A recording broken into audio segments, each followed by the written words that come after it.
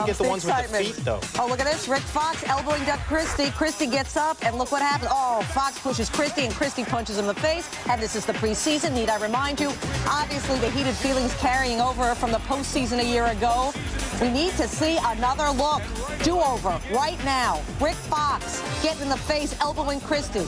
Christie wastes no time getting up, flipping the ball even at Fox, and then Fox pushes Christie, and Christie pushes Fox right there in the face. Guess what happens to those two?